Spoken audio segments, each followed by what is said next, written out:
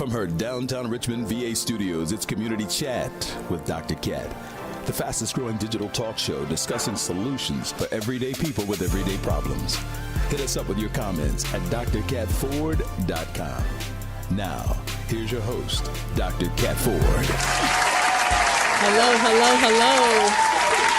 Welcome. This is Community Chat with Dr. Cat. I am Dr. Cat Ford. I'm here with some very, very bright, experienced, professional young ladies. Today, we are talking about trauma, not trauma with your mama, trauma in the school systems. It is serious, people, and across the world, our kids are experiencing trauma within their schools, unfortunately, and a lot of times they're traumatized and they're bringing that to school with them. So I have today my panel guest. I have Mrs. Williams. She works in a super urban school system, and she's an excellent school counselor. She deals with traumatized kids, traumatized school system, traumatized adults. And I also have the trauma expert, Ms. Katava Burton, who also helps train individuals how to work with children. She's a specialist. People consult with Katava to understand how to help kids and adults who are traumatized. So ladies, thank you for coming on. My people are going to definitely appreciate your knowledge. Absolutely. So let's jump into it and get to it. Ms. Williams, can you explain to us, tell us what type of trauma that you've experienced definitely as a school counselor, the heartbeat of your school. Yes. So the students that attend the school system and where I work, we deal with a lot of violence. And violence in the community right now is very prevalent. Okay. A lot of the students are coming to school after finding out that a family member had been killed or friends.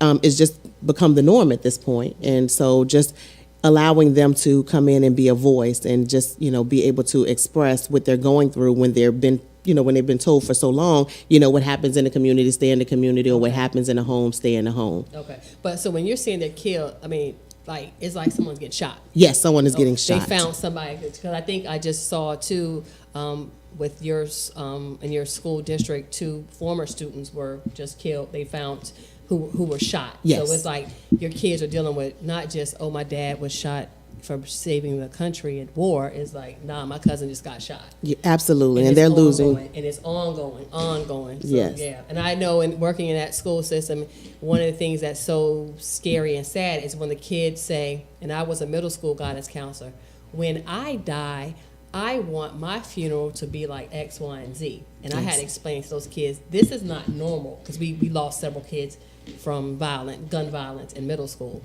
Ms. Burton, tell us, yes, hey. what's going on with the kids when these kids are coming, like baby got shot, or they're coming to school walking over a dead body, and it's just like, somebody got shot, and they desensitized to it because that's what happened to me.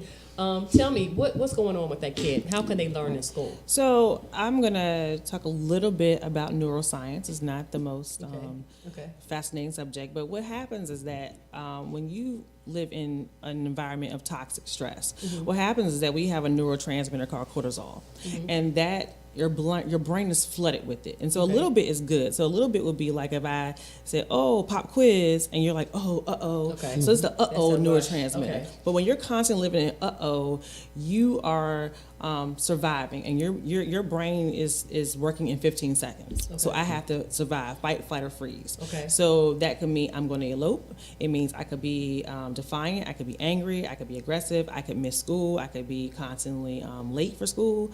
And so when your brain has all that cortisol, it doesn't develop like it should. Okay. So your hippocampus, which is the part in our brain that stores our memories, like a camera, is smaller, and your amygdala, that's our emotional center. It controls our emotions, our feelings, and our senses. That's smaller as well. So your brain does not function in the way that it should. So if I perceive that you are a threat, so if I smell a perfume that my abuser uses, I may react because I'm trying to be safe. So I will resort to fight, flight, or freeze. And what's happening is that traditional discipline is not working for students who've experienced trauma.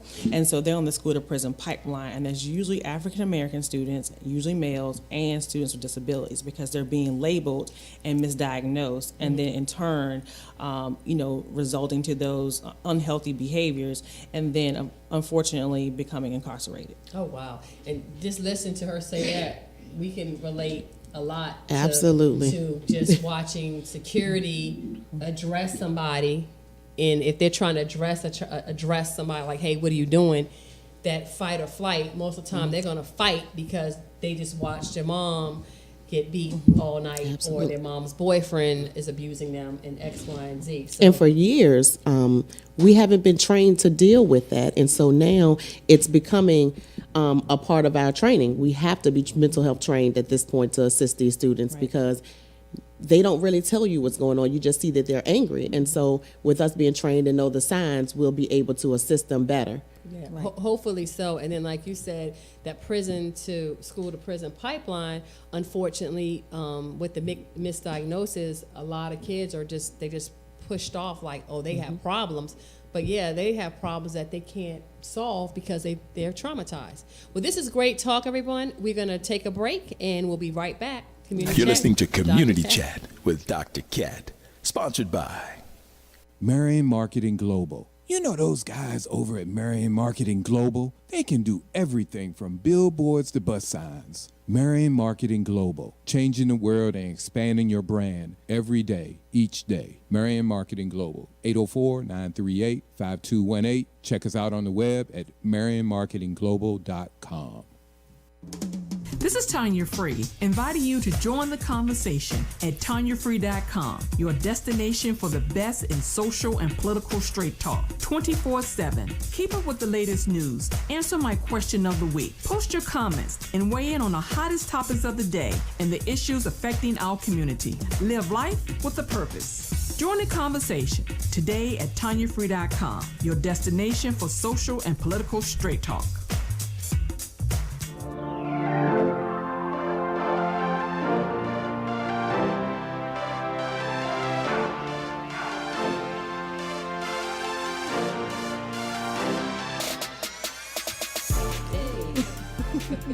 Hello, welcome back. This is Community Chat with Dr. Cat. I'm Dr. Cat Ford, here with my lovely host. With my guest today, we're talking about trauma in the schools. Ms. Williams is a school counselor in the urban school system. Ms. Catawba Burton, they both worked in school systems and worked in the community as mental health providers. And so earlier we talked about the trauma and the effect that it has on the brain. You see what these kids every day coming to school, and they still have to be held to having high expectations of completing these standardized tests. Absolutely. And being all that you could be type student, and apparently just knowing about their pretty much functioning with brain trauma. Mm-hmm. It is almost now a red light should go on people that, okay, now I can see why Jonte or Johnny or Diana or Susie can't learn, because they are traumatized. Mm-hmm. And you're thinking they're just being oppositionally defiant or being bipolar, but it's just they are true to form traumatized. That's interesting. Ms. Williams, can you tell us what are some things, because I know you're, like I said, the heartbeat of your school. A lot of your kids pour out their hearts to you about what's going on. What are some solutions that if people, another counselor or individuals out there that has kids that have been traumatized, and you have a multitude of children, what are some things you do that you found that work for these kids? I would say first, get to know your students. Allow them to know that your doors are always open and that you're someone that, they can trust. They're so used to people neglecting them or, telling their business to other people. Mm-hmm. And so with my students, they know that I trust them and they trust me. Mm-hmm. And so we're able to dialogue, and they're able to see that someone cares. And if she can't help me, she'll refer me to someone that can. Very good, yeah. Very good. Mm-hmm. And what would you say, Ms. Burton? Because I know you're the person who trains people and give advice, but you've worked with kids before with that too. What would you suggest? right off the bat? What actually Mrs. Williams said, the number one protective factor is having a trusting relationship with an adult. So I always say relationships.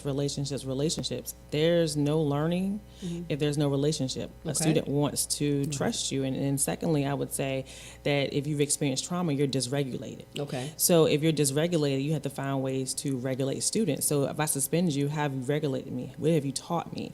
But if you, let's just say, give me ISS, but someone's teaching me self-regulation skills and coping skills while I'm there, and someone's processing what happened, then you're giving them the skills that they need, so the next time they feel threatened, they can pull something out of their toolkit to use. But I'm just going to go back to connections and relationships. So basically, giving them having established a relationship, number one, and a relationship is not just saying I know you, you know me, but having a trusting relationship, and then providing them strategies. See, and strategies and basically coping skills, because we don't teach coping skills anymore. That's why people, when they're overwhelmed, how they cope is violence, either violence against someone else, or unfortunately we have high rates of suicide. You know, the other thing too, and both of you all, and you know, all of this whole panel, we've worked in urban settings, we've worked in mental health, we're just all around professional ladies.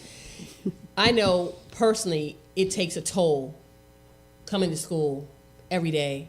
Okay, who's been put out, you know, just hearing all that, all just the negative, just the social ills of urban living, and especially when it was predominantly African Americans. So these babies look like my relatives, and it takes a toll on the professionals. And I understand, I watch it take a toll.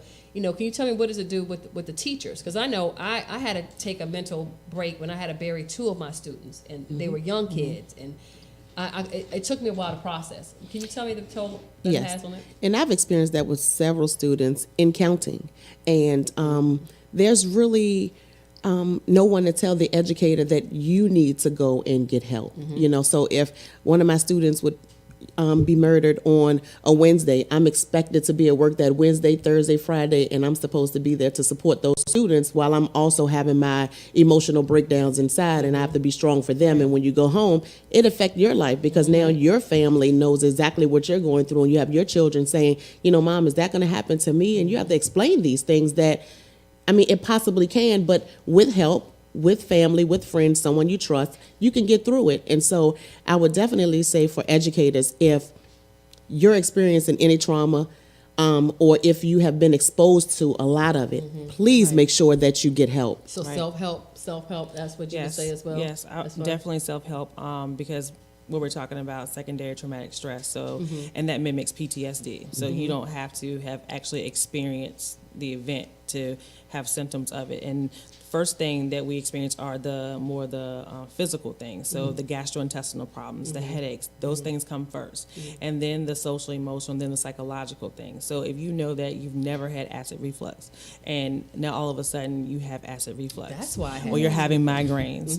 It could be that your body's telling you, hey, I'm stressed. And so what happens is that leads to compassion fatigue, and then that leads to burnout. And really why teachers leave roughly after 3 years, and a good percentage of our teachers are on antidepressants and anti-anxiety medications, just due to not only the students, but the standards, the testing, the teaching, all of those things. Data all day. Right. Yeah. So just being able to recognize your signs and symptoms and knowing that things aren't right. And if you have a colleague and you're noticing that, okay, this person's always late now, she has a negative attitude, something's not right, to be able to go to that person very empathically and say, I'm noticing this. And I know that a lot of school districts have the EAP, the Employee Assistance Program, and there's 6 free sessions with a licensed therapist or counselor. And you can go and process some of those things that are going on. Yeah, and I used to do a lot of EAPs when I was practicing therapy, and that's what it is. And one of the biggest things that I always would say is leave it at the door. When you leave home, when you leave that school, leave it there. Do not bring it at home. Release yourself in the car. So put on your favorite song, your favorite music, and release it at the door. Back in the day, mine used to be Wu-Tang Clan. I used to put on Wu-Tang before I came to work, ready to buckle up. And when I left back, it would either be I put old school, new edition, or something that's happy, because it was just so depressing leaving work.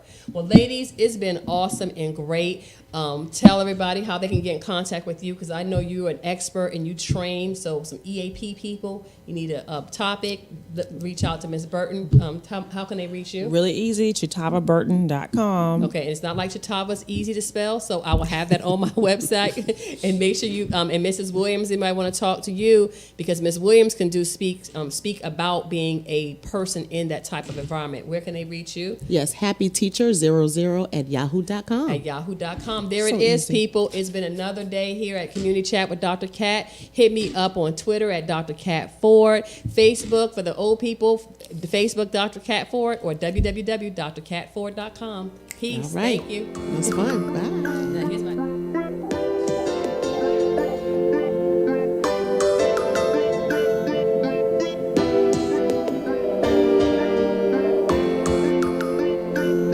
The opinions and viewpoints expressed by the various forum participants on this show do not necessarily reflect the opinion, beliefs, and viewpoints of Dr. Cat Ford or this station.